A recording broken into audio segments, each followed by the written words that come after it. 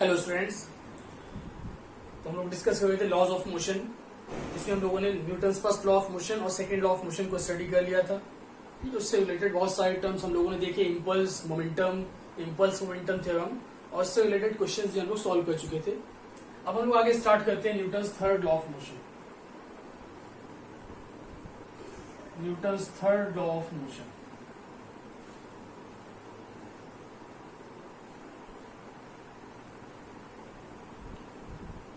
Newton's third law of motion, इसका statement तो बहुत सिंपल है। पहले स्टेटमेंट समझते हैं क्या होता है Newton's third law of motion. To every action there is equal and opposite reaction. To every action there is equal and opposite reaction. ये बिल्कुल सिंपल सा इसका स्टेटमेंट है Newton's third law of motion का। To every action there is equal and opposite reaction. लेकिन इस word का meaning क्या है पहले इसको समझते हैं। देखिए, फॉर एग्जांपल आपके पास दो ऑब्जेक्ट हैं। इसको मैंने कंसिडर कर लिया ऑब्जेक्ट ए, और दूसरा ऑब्जेक्ट है आपके पास ऑब्जेक्ट बी। डिफरेंट मासेस के, इसका मास है ma और इसका मास मैंने कंसिडर कर लिया mb। तो इनिशियली दोनों ऑब्जेक्ट किसी पर्टिकुलर डिस्टेंस को एक सरफेस पर रखे हुए हैं, they are placed at a surface. और अगर इस पर हमने कोई फोर्स अप्लाई किया या अगर इसमें कोई मोशन आ गया, फॉर एग्जांपल ये वाला ऑब्जेक्ट मूव करता हुआ जाएगा विद वेलोसिटी va, और सेकंड वाला ऑब्जेक्ट हो सकता है रेस्ट पे हो या ये मूव भी कर सकता है। लेकिन एक ऐसी कंडीशन हमें लेनी है कि जब दोनों का कोलिजन हो, ए वाला ऑब्जेक्ट जाकर के बी के साथ स्ट्राइक करता है, उससे जाके टकराता है। तो अगर इसको रेस्ट पे कंसिडर कर लें या फिर इसकी वेलोसिटी को हम वी भी कंसिडर कर लें, जो कि कंडीशन फिर यहाँ पर क्या होगी, va should be greater than vb। अगर a की वेलोसिटी b से ज्यादा होगी तो a वाला जाकर के b से स्ट्राइक करेगा। तो जिस इंस्टेंट पर दोनों ऑब्जेक्ट में कोलिजन होता है, टक्कर होती है, दोनों एक दूसरे से स्ट्राइक करते हैं, उस कंडीशन में क्या होता है, देखिए यहां पर आकर के दोनों बॉडीज कांटेक्ट में आएंगी। जब दोनों में कोलिजन होगा, टक्कर होगी, तो दोनों बॉडीज आएंगी कांटेक्ट में, दोनों ऑब्जेक्ट कांटेक्ट में आएंगे। और जिस टाइम पर कांटेक्ट होता है, कांटेक्ट में आने के बाद क्या होगा, जो फर्स्ट वाला ऑब्जेक्ट है आपका ऑब्जेक्ट ए, वो सेकंड वाले ऑब्जेक्ट बी पर एक फोर्स अप्लाई करेगा। ठीक है, ये आपका ऑब्जेक्ट है बी। तो जो फर्स्ट वाला ऑब्जेक्ट सेकंड पर फोर्स अप्लाई करेगा, ये फोर्स कौन लगा रहा है, ए लगा रहा है, किस पर लगा रहा है, बी पर लगा रहा है। इस फोर्स को हम डिनोट करते हैं symbol FBA, force on B due to A. किसने लगाया, ए ने लगाया, और किस पर लगा है, वो बी पर लगा है। तो जिस ऑब्जेक्ट को लगता है फोर्स, उसको हम पहले लिखते हैं, और जो लगाता है उसको बाद में लिखते हैं। तो force on B due to A. ठीक है, तो इसका रिएक्शन में क्या होता है, जो सेकंड वाला ऑब्जेक्ट होता है, बी वाला ऑब्जेक्ट, वो भी ए पर एक फोर्स अप्लाई करता है, और इस फोर्स का नाम हो जाएगा FAB। बिल्कुल इक्वल फोर्स होगा और अपोजिट फोर्स होगा। ठीक है, यही आपका होता है Newton's third law of motion. whenever two bodies are in contact or whenever one object apply a force on the another object, then another object will apply the same force on the first object। ठीक है, तो यहां से condition क्या निकल के आती है न्यूटन्स थर्ड लॉ की, अगर फोर्स जो लगा है बी पर ड्यू टू ए, वो किसके इक्वल होगा, वो इक्वल होगा force on A due to B. दोनों फोर्सेस इक्वल होंगे, लेकिन दोनों का साइन अपोजिट है, इसलिए वेक्टर की वजह से यहां पर नेगेटिव साइन भी आ जाता है। F of BA is equal to minus of F of AB। ठीक है, जितना फोर्स ये होगा उतना ही फोर्स ये होगा, दोनों इक्वल होंगे, अपोजिट होंगे, अपोजिट की वजह से यहाँ पर माइनस साइन आता है। इसी को हम कहते हैं Newton's third law of motion. To every action there is equal and opposite reaction. ठीक है, जहां पर भी एक्शन का फोर्स होगा उसका एक रिएक्शन जरूर होता है।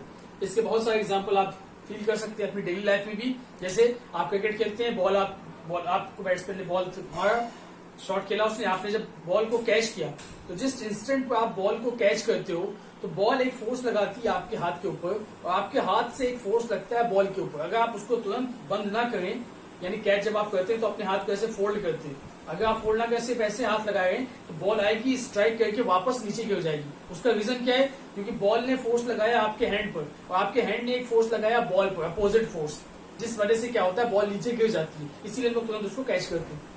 दूसरा एग्जांपल है, जैसे स्विमर का एग्जांपल लेते हैं। जब कोई स्विमर स्विम करता है तो वो क्या करता है, वाटर पे फोर्स लगाता है बैकवर्ड डायरेक्शन में, अपने हाथ से पानी को पीछे की तरफ ढकेलता है, यानी पीछे की तरफ उसने फोर्स लगाया। तो वाटर क्या करता है, उसके ऊपर रिएक्शन फोर्स लगाता है, कहां पर, आगे की तरफ। जितना फोर्स वो पीछे की तरफ लगाएगा उतना ही फोर्स वाटर उस पर आगे की तरफ लगाएगी। इसी को हम कहते हैं एक्शन रिएक्शन पेयर। ठीक है, बहुत सारे एग्जांपल है। इसी तरीके से जो हम लोग वॉक करते हैं, चलते हैं ग्राउंड के ऊपर, उस वो भी किसका एग्जांपल है, Newton third law of motion का। कैसे, जैसे सपोज ये आपका फीट है, इस टाइप से आपका फीट है, और आप ग्राउंड पे जब चलते हो तो ग्राउंड पे जिस इंस्टेंट पे आप चलते हैं तो आपका फीट का कुछ पोर्शन, जब आप आगे बढ़ते हैं तो आपका पैर थोड़ा सा उठता है पीछे का हिस्सा, ठीक है, back portion of the feet आपका ऊपर उठ जाता है। तो ये जो आगे वाला पोर्शन होता है, ये ग्राउंड पे फोर्स लगाता है पीछे की तरफ, ये फोर्स लगाता है पीछे से। तो ग्राउंड क्या करता है, ग्राउंड एक फोर्स लगाता है आगे की तरफ, जिस फोर्स की वजह से आप क्या करते हैं, चल पाते हैं। अगर ये न्यूटन थर्ड लॉ ना होता, या आप ये कह सकते हैं कि अगर न्यूटन थर्ड लॉ को नेग्लेक्ट कर दिया जाए तो हम इसको जस्टिफाई नहीं कर पाएंगे कि आप कैसे चल पाते हैं। तो आप क्यों चलते हैं, बिकॉज आप जब चलते हैं तो आपका फीट एक फोर्स लगाता है ग्राउंड सरफेस के ऊपर बैकवर्ड डायरेक्शन में, और ग्राउंड एक फोर्स लगाता है फॉरवर्ड डायरेक्शन में, जिसकी वजह से आप आगे की तरफ मूव कर पाते हैं। ठीक है, तो ये सारे एग्जांपल्स हैं Newton third law of motion के, और बहुत सारे एग्जांपल्स हैं। जैसे बर्ड है, बर्ड कैसे फ्लाई करती है, अगर बर्ड का एग्जांपल लें, बर्ड के क्या होते हैं, फेदर्स होते हैं, विंग्स होते हैं उसके, इस टाइप से। सपोज ये आपका, मैंने सिर्फ मैं विंग्स बना रहा हूँ, बीच में आपका इस टाइप से ये बर्ड्स है। तो जब बर्ड फ्लाई करती है तो बर्ड के जो विंग्स होते हैं वो फोर्स कहाँ लगाते हैं, नीचे की तरफ, ऐसे दोनों विंग्स नीचे की तरफ फोर्स लगाते हैं। तो इन दोनों फोर्सेस का जो रिजल्टेंट आता है वो एक फोर्स आ जाता है डाउनवर्ड डायरेक्शन में। ठीक है, तो ये फोर्स किस पे लगा रहे हैं, ये एयर पर फोर्स लगाते हैं, एयर प्रेजेंट होती है तो एयर के ऊपर विंग्स से, दोनों हाथों से, वो दोनों विंग्स से अपने डाउनवर्ड डायरेक्शन में फोर्स लगाते हैं। तो एयर क्या करती है, जितना फोर्स रिजल्टेंट नीचे की तरफ आएगा उतना ही फोर्स एयर अपवर्ड डायरेक्शन में लगा देती है। ये डाउनवर्ड फोर्स और अपवर्ड फोर्स होते दोनों सेम है, इक्वल है, लेकिन साइन दोनों का अपोजिट होता है, एक डाउनवर्ड होता है, एक अपवर्ड होता है, जिसकी वजह से बर्ड ऊपर की तरफ लिफ्ट कर जाती है, फ्लाई कर सकती है। ठीक है, तो ये सारे एग्जांपल्स हैं Newton third law of motion के। तो every action there is equal and opposite reaction. Condition याद रखिएगा, इस फोर्स का नाम क्या होगा, इसे हम नोटेशन याद रखिएगा, नोटेशन क्या होता है, force on B due to A. B पर फोर्स लगा, ए ने लगाया तो उसे लिखेंगे एफ बी ए, और एफ ए बी का मतलब क्या होगा, force on A due to B. जब ए पर फोर्स लगेगा, बी लगाएगा तो उसे बोलेंगे force on A due to B, और ये हो जाएगा force on B due to A. ठीक है, नोट कर लीजिए, ये होता है आपका Newton third law of motion. Example आप फिगर चार्ट ड्रॉ कर लीजिए और याद रखिएगा एग्जाम्पल्स, बहुत सारे एग्जाम्पल्स हैं इसके। जैसे एग्जाम्पल और है, जैसे कोई बुलेट जब फायर करता है गन से, तो जब गन से बुलेट फायर की जाती है तो क्या होता है, पीछे की तरफ एक झटका लगता है ना। अगर आप सही से गन को होल्ड नहीं करेंगे तो आपका हाथ भी टूट सकता है, हाथ कंधा भी टूट सकता है, कुछ भी हो सकता है। तो क्या होता है, जब बुलेट को फायर किया जाता है तो बुलेट एक फोर्स से आगे निकलती है, और इक्वल एंड अपोजिट फोर्स कहाँ लगता है, पीछे की तरफ, जिस वजह से पर्सन अगर सही से बुलेट को, सही से गन को होल्ड नहीं किया हुआ तो गिर पे जाता है, कभी कभी उसको जर्क आ जाता है, उसका शोल्डर या उसका हैंड, उसमें कुछ डिफेक्ट आ सकता है। तो ये सारे एग्जांपल्स हैं Newton third law of motion के, ये सारे एग्जांपल आप लोग लिख लीजिएगा। अब हम इस बात करते हैं जो आपके एक्शन रिएक्शन, अच्छा इन्हीं को जो दोनों फोर्सेज आते हैं, equal and opposite force, in forces को क्या कहते हैं, इन्हें हम बोलते हैं action reaction pair. Action reaction pair, एक एक्शन होगा तो दूसरा उसका रिएक्शन होगा। ठीक है, जहां पर भी ये नेचर का लॉ है, जहां पर भी कोई एक्शन होता है तो उसका रिएक्शन जरूर होता है, किसी भी टाइप का एक्शन हो। ये बिल्कुल नेचुरल बात है, नेचुरल लॉ इसीलिए इसको बोलते हैं थर्ड लॉ को, क्योंकि नेचर की ये टेंडेंसी है कि जब भी आप कोई एक्शन करते हैं तो उसका रिएक्शन आपको जरूर देखने को मिलेगा, चाहे वो तुरंत देखने को मिले या कुछ टाइम के बाद देखने को मिले, लेकिन एक रिएक्शन जरूर होता है उसका। इसीलिए इसको बोलते हैं action reaction pair of force.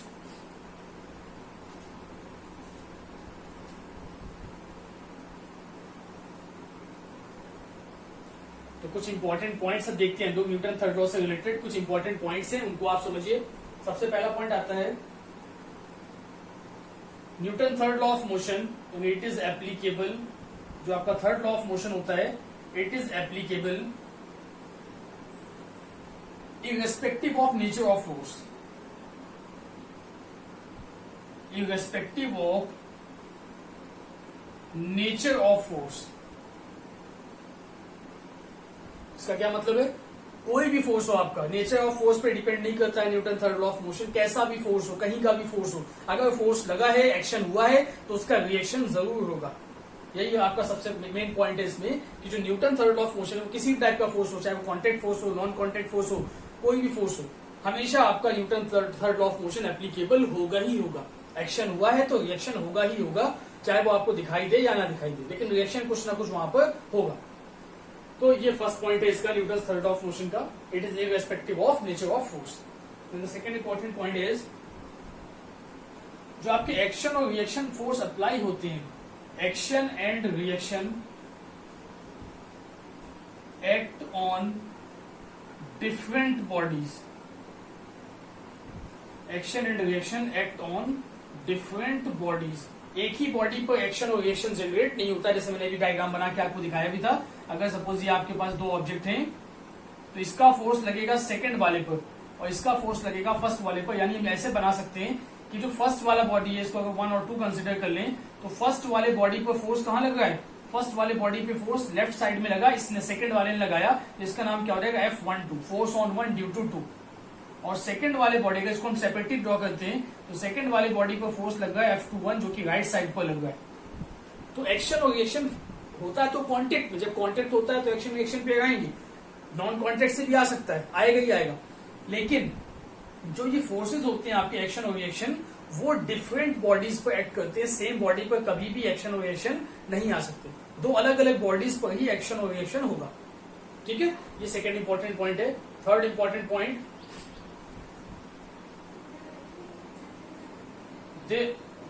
the action and reaction, the action and reaction force never cancel each other. The action and reaction force never cancel each other.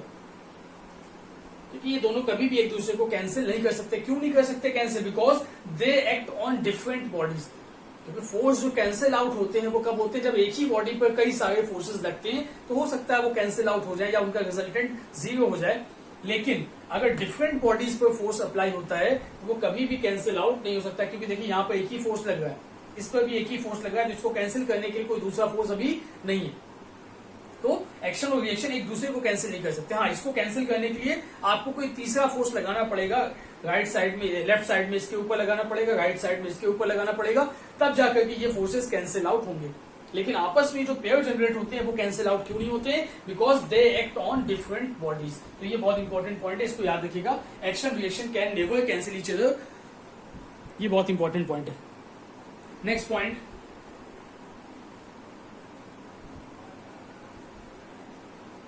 no action can take place in absence of reaction.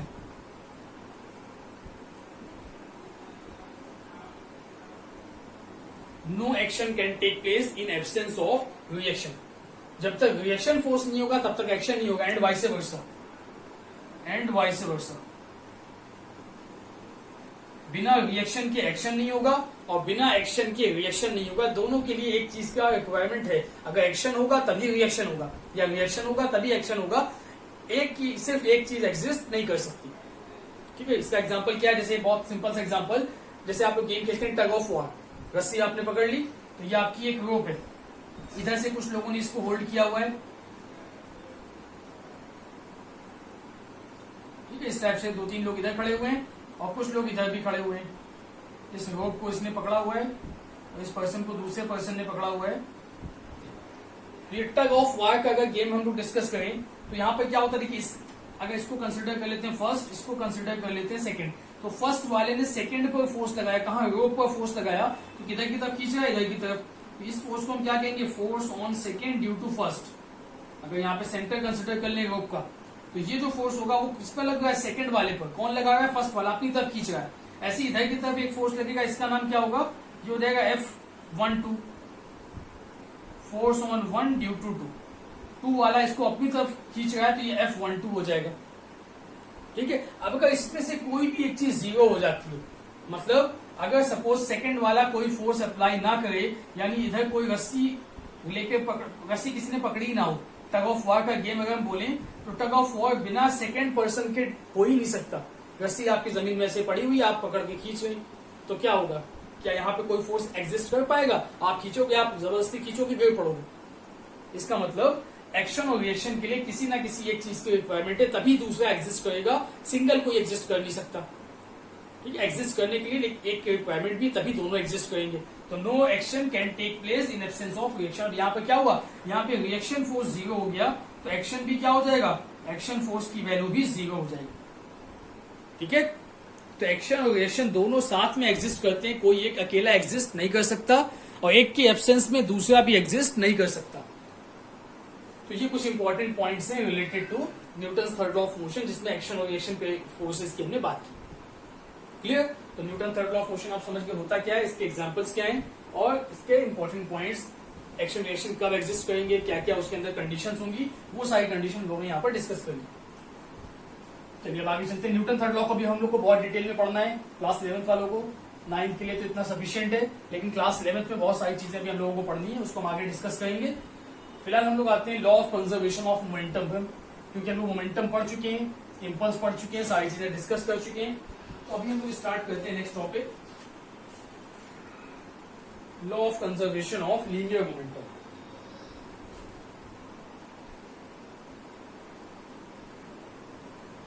Law of conservation of linear momentum.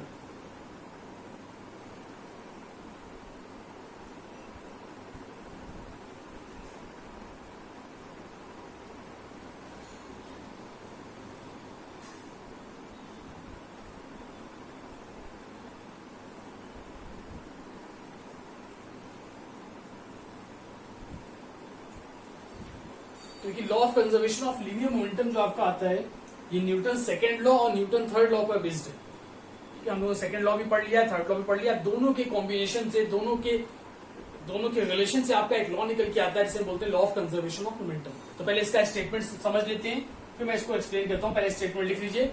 क्या statement law of conservation of momentum का? If net external force, note down the definition, if net external force acting on a system,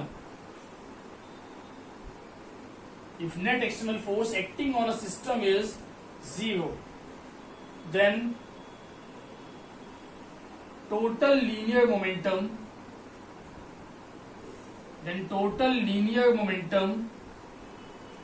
of the system is conserved, और we can say constant. Conserve या कह सकते हैं कि constant भी रहेगा। तो क्या स्टेटमेंट है? If net external force acting on a system is zero, then total linear momentum of the system is conserved और कांस्टेंट। ये तो इसका स्टेटमेंट है। पहले इसको समझते हैं क्या स्टेटमेंट है, और इसका डेरिवेशन देखते हैं हम लोग। Law of conservation of momentum का डेरिवेशन पूरा यहाँ पर हम लोग देखेंगे इसे from Newton second law. Derivation from Newton's second law of motion। तो सेकेंड लॉ से हम लोगों को देखना है law of conservation of momentum का डेरिवेशन। तो चलिए स्टार्ट करते हैं।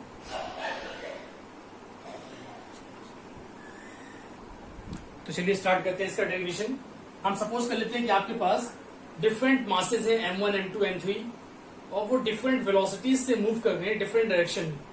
ठीक है, वेक्टर क्वांटिटीज की हम बात कर रहे हैं। So let masses m1, m2, m3 up to mn, n number of masses हो सकते हैं, कितने भी मासेस हो, are moving with velocities v1, v2, v3 and vn respectively। तो डिफरेंट मासेज है आपके m1 m2 up to mn, और वो डिफरेंट वेलोसिटीज, तो डिफरेंट वेलोसिटी से सब मूव कर गए। तो देखिए मोमेंटम क्या हो जाएगा, डिफरेंट ऑब्जेक्ट का मोमेंटम डिफरेंट होगा। तो फर्स्ट वाले का मोमेंटम हो गया p1, उसको मैंने लिख दिया m1 v1। ठीक है, इसी तरीके सेकंड का मोमेंटम हो जाएगा p2, वो हो जाएगा m2 v2। फिर P3 will be equal to M3V3 and so on up to Pn is equal to MnVn। तो ये n पार्टिकल्स का अलग अलग मोमेंटम हो गया P1 P2 P3 up to Pn। Okay, तो अगर हम बात करते हैं टोटल मोमेंटम की, टोटल मोमेंटम ये तो डिफरेंट ऑब्जेक्ट, क्योंकि अब यहाँ पर हमने क्या, मैंने जो यहाँ पर डेफिनेशन देखिए, net external force acting on a system की बात हो रही है। सिस्टम का मतलब क्या है, पूरा कॉम्बिनेशन, जितनी भी चीजें आपके पास है जिसका मोशन को हम स्टडी कर रहे हैं उस पूरे सिस्टम की हम बात कर रहे हैं। ठीक, तो वहां पे कई सारे मासेस हैं आपके, n नंबर ऑफ मासेस, उसे हम पूरा एक सिस्टम कंसीडर करेंगे। तो जब भी कंजर्वेशन ऑफ मोमेंटम की बात आती है वो सिस्टम के लिए होता है, इंडिविजुअल पार्टिकल की भी हम बात नहीं कर रहे, हम पूरे सिस्टम की बात कर रहे हैं। तो पूरे सिस्टम के अंदर डिफरेंट पार्टिकल्स थे अलग अलग मासेस के, उन सबका डिफरेंट मोमेंटम था। तो total momentum of the system की अगर हम बात करते हैं, टोटल मोमेंटम ऑफ सिस्टम, जिसको हम क्या कह सकते हैं, P लिख सकते हैं, सिर्फ P, then it P will be equal to P1 plus P2 plus P3 up to Pn। अच्छा, इसको हमें वेक्टर फॉर्म में लिखना होगा तो ज्यादा सही होगा आपका, वेक्टर फॉर्म में ज्यादा क्लियर इसका रिप्रेजेंटेशन होगा, क्योंकि वेलोसिटीज आपकी अलग अलग डायरेक्शन में भी हो सकती हैं, इस वजह से हम लोग वेक्टर का यूज करेंगे यहाँ पर। तो ये टोटल मोमेंटम आ गया सिस्टम का। ठीक है, अब देखिए हम लोग न्यूटन सेकंड लॉ पढ़ा हुआ है।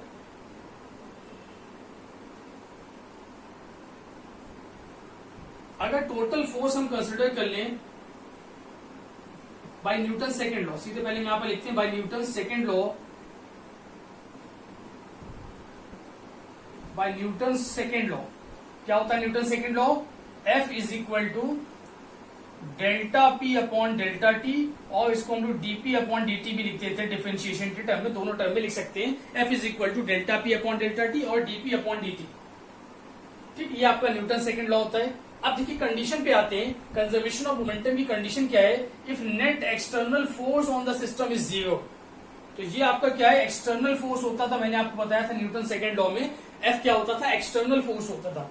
तो अगर इस एक्सटर्नल फोर्स की वैल्यू हम जीरो पुट कर दें तो आपको क्या मिलेगा, तो ये आ जाएगा if F external equal to zero, if F external is equal to zero then delta P upon delta T will be equal to zero. और डेल्टा P क्या चीज है, डेल्टा P का मतलब है change of momentum of the system, total momentum के change की यहाँ पर बात हो रही है। तो टोटल मोमेंटम का change with respect to time यहाँ पर क्या आ गया, जीरो आ गया। ठीक है, तो rate of change of momentum यहाँ पर क्या आया, जीरो आया। अब अगर rate of change of momentum zero होता है, इसका मतलब मोमेंटम क्या हो जाएगा। अगर इसको थोड़ा सा हम लोग देख लेते हैं, अगर आपको याद हो वेलोसिटी एक्सेलरेशन स्टार्टिंग वाले पॉइंट्स अगर आपको याद हो तो मैं थोड़ा सा बता दे रहा हूं यहाँ पर। बाकी डिफरेंशिएशन के टर्म में तो आप बहुत इजीली यहाँ पर निकाल सकते हो जिन लोगों को डिफरेंशिएशन आता है। तो delta P upon delta T equals to zero आपको मिल गया। तो ये delta P upon delta T zero कब हो सकता है, जैसे आपने पढ़ा था एक्सेलरेशन, एक्सेलरेशन क्या होता था, delta V upon delta T. तो एक्सेलरेशन अगर जीरो लेते थे इसका मतलब क्या होता था, इसका मतलब होता था delta V is equal to zero. और डेल्टा V की वैल्यू जीरो कब होगी, delta V equal to zero का मतलब होगा कि V is equal to constant. अगर वेलोसिटी कॉन्स्टेंट होगी तभी तो उसका चेंज जीरो आएगा। अगर इनिशियल वेलोसिटी फाइनल वेलोसिटी दोनों सेम हो जाएंगी तभी तो चेंज इन वेलोसिटी जीरो आएगा। सेम सिचुएशन यहाँ पर है, delta P upon delta T equal to zero. तो यहां से हम क्या लिख सकते हैं, delta P equal to zero.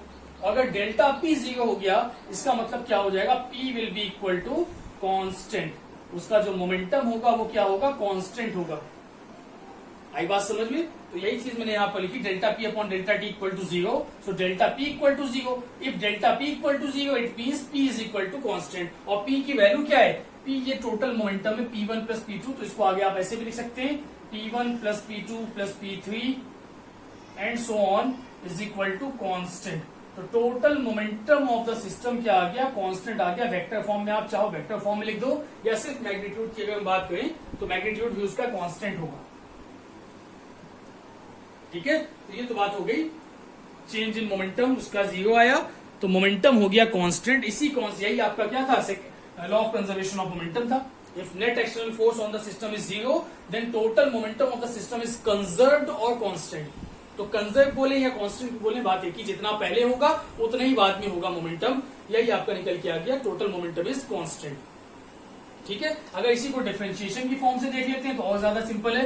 क्या है डिफरेंशिएशन में, dp upon dt is equal to 0। अगर फोर्स की वैल्यू 0 हो जाती है तो dp upon dt equal to 0। और हम लोग जानते हैं डिफरेंशिएशन जिन लोगों ने पढ़ा है, ये differentiation of a constant is always 0, है ना। तो यहां पर इसका मतलब क्या हुआ, d by D T of p is equal to 0। अगर डिफरेंशिएशन p का 0 है, it means p will be equal to constant. तो मोमेंटम क्या हो जाएगा, कांस्टेंट हो जाएगा। तो वहां से फिर से यही सिचुएशन आपकी निकल के आ जाएगी, p1 plus p2 plus p3 and so on. जितने भी मोमेंटम होंगे वो टोटल मोमेंटम का सम हमेशा क्या आएगा, कांस्टेंट आएगा। तो ये आपका होता है law of conservation of momentum. इसको हम लोगों ने अभी डिराइव किया Newton second law of motion से। नोट कर लीजिए इसे।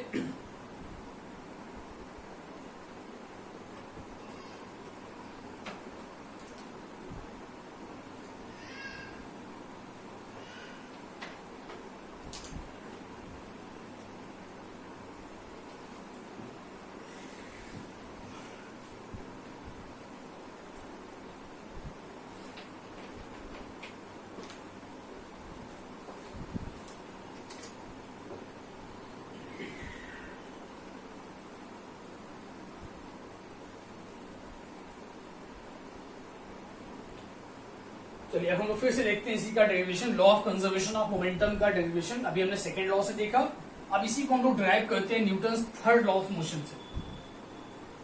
Law of conservation of momentum from Newton third law.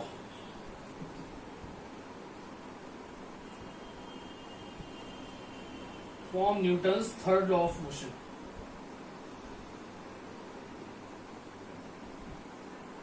चलिए थर्ड लॉ से समझते हैं।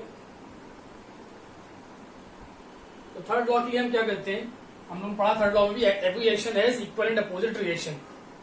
तो हम दो बॉडी कंसिडर कर लेते हैं, दो बॉडी का सिस्टम लेते हैं, उसके लिए भी लॉ ऑफ कंजर्वेशन को हम लोग पहले समझते हैं, उसको फिर जनरलाइज कर देंगे। तो सपोज आपके पास ये दो ऑब्जेक्ट हैं, एक का मास है m1, दूसरे का कंसिडर कर लिया मैंने m2। ये ऑब्जेक्ट नंबर 1 है और ये है ऑब्जेक्ट नंबर 2। ठीक है, तो दोनों ऑब्जेक्ट किसी पर्टिकुलर डिस्टेंस पर रखे हुए थे। ये मूव कर गए with initial velocity u1 and u2। इसकी इनिशियल वेलोसिटी u1 है, इसकी इनिशियल वेलोसिटी u2 है। दोनों की अपनी अपनी इनिशियल वेलोसिटीज हैं। तो ये जो सिचुएशन मैंने अभी ड्रॉ की है, ये क्या है, ये सिचुएशन है बिफोर कोलिजन। अभी दोनों में कोई टक्कर नहीं हुई है, कोलिजन से जस्ट पहले ऐसी कुछ सिचुएशन होगी। अब हमने एक सिचुएशन ली, अगर if u1 is greater than u2, अगर u1 की वैल्यू u2 से ज्यादा हो जाती है, ठीक है, इनिशियल वेलोसिटी u1 है इसकी इनिशियल वेलोसिटी u2 है, अगर ये वेलोसिटी ज्यादा होगी तो जाके इससे कोलाइड कर जाएगा। तो जिस टाइम पे दोनों में कोलिजन होगा, तो एक डायग्राम वो वाला बना लेते हैं, कोलिजन वाला। तो at the instant of collision, तो कोलिजन के टाइम पर मासेस तो सेम होंगे, मास में कोई भी इफेक्ट नहीं आया। लेकिन जब दोनों में कोलिजन होता है, दोनों कॉन्टेक्ट में आते हैं, तो क्या होगा, न्यूटन थर्ड लॉ यहाँ पर अप्लाई होगा। दोनों में क्या आएगा, एक्शन रिएक्शन पेयर आएगा। तो सेकंड वाले मास पर फर्स्ट वाला मास एक फोर्स अप्लाई करेगा, इस फोर्स का नाम क्या होगा, F21, force on second due to 1, और इधर आएगा F12, force on 1 due to 2। ठीक है, ये आपके दोनों मासेज हैं M1 और M2। तो ये सिचुएशन है आपकी ड्यूरिंग कोलिजन।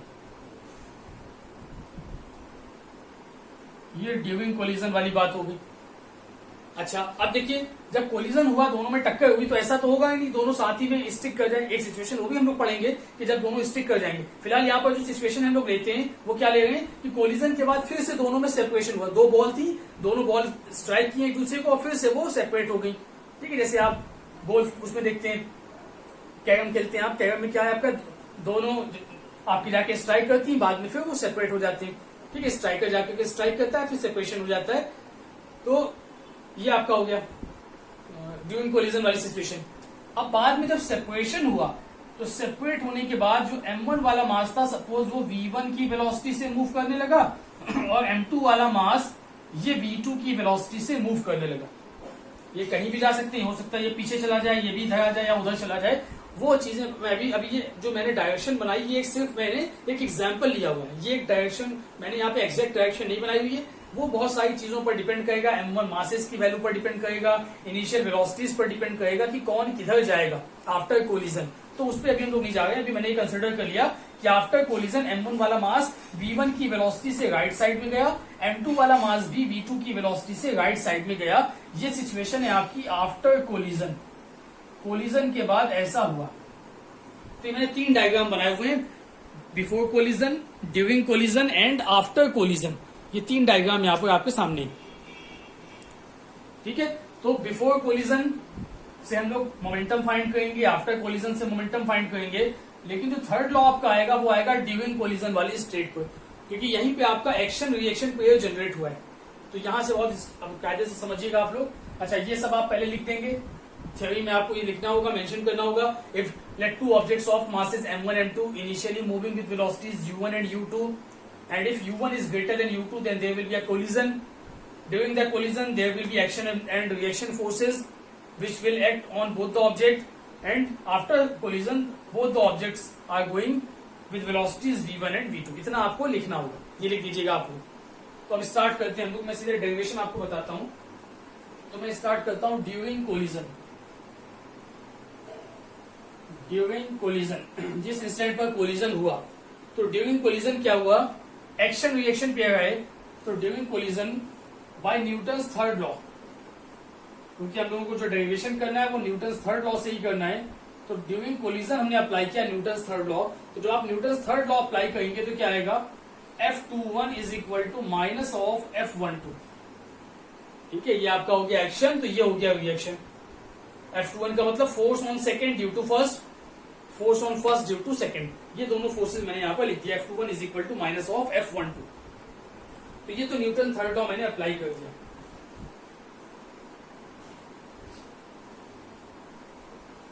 अब देखिए, अब यहां से दो चीजें, या तो आप इसको न्यूटन सेकंड लॉ आगे यूज कर लो, या फिर इंपल्स वाला कॉन्सेप्ट जो हम लोगों ने पढ़ा था उसको भी यूज कर सकते हैं।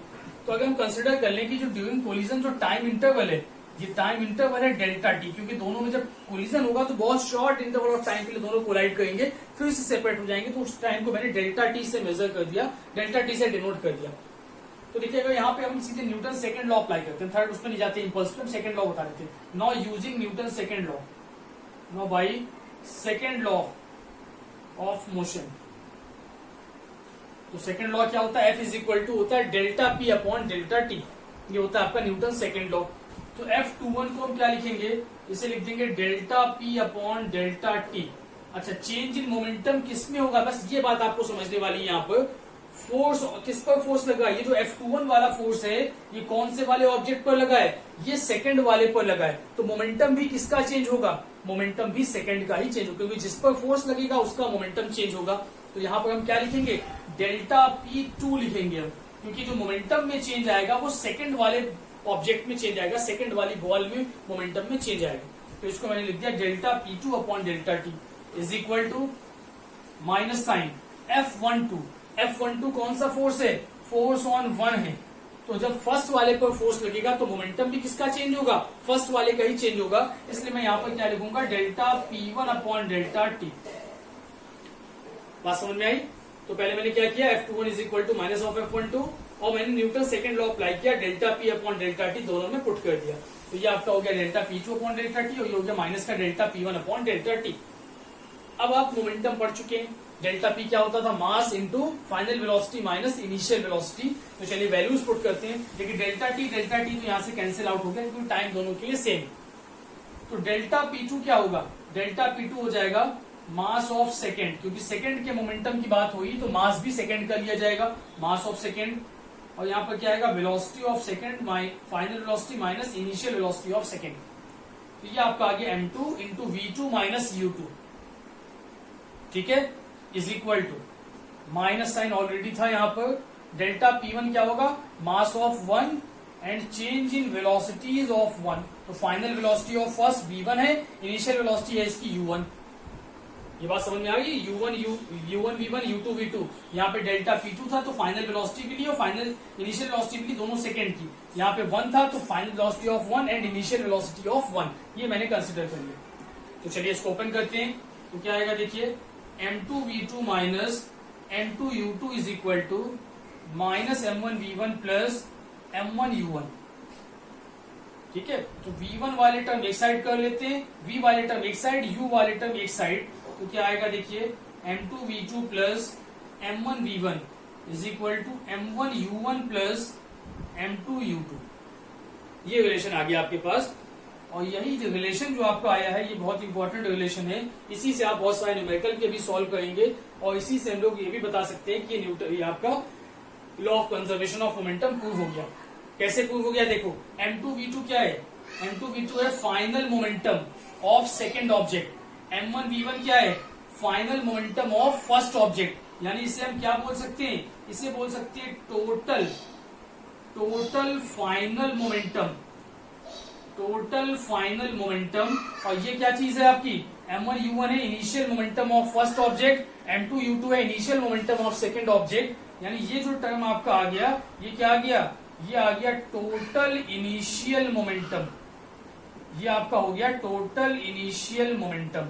तो आपको क्या कंडीशन मिल गई, total final momentum is equal to total initial momentum. ये सिचुएशन, ये कंडीशन आपके सामने आ गई। तो हम क्या बोल सकते हैं, total final momentum is equal to total final momentum is equal to total initial momentum.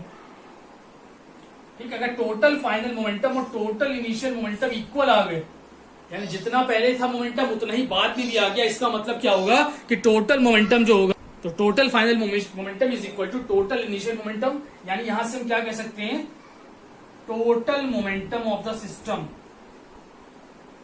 Total momentum of system is equal to constant.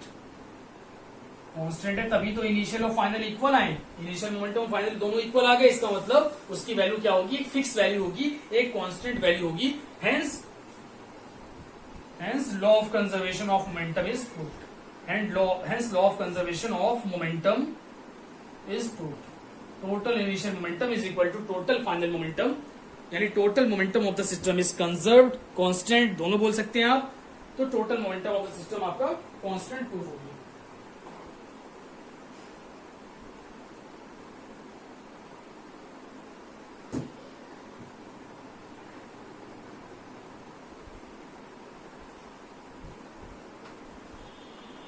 ठीक है, तो ये आज हम लोगों ने डिस्कस कर लिया law of conservation of momentum होता क्या है और उसको कैसे हम लोगों को प्रूव करना है सेकंड लॉ से और थर्ड लॉ से। ठीक है, इस पर बेस्ड बहुत सारे क्वेश्चंस हम लोगों को डिस्कस करने हैं, तो उसको मैं नेक्स्ट क्लास में डिस्कस करूंगा। तो इसको फिलहाल आप लोग नोट कर लीजिए, बहुत इंपॉर्टेंट डेरिवेशन भी है, इसको अच्छे से कर लेना। क्वेश्चंस का हम लोग उसके बाद स्टार्ट करते हैं।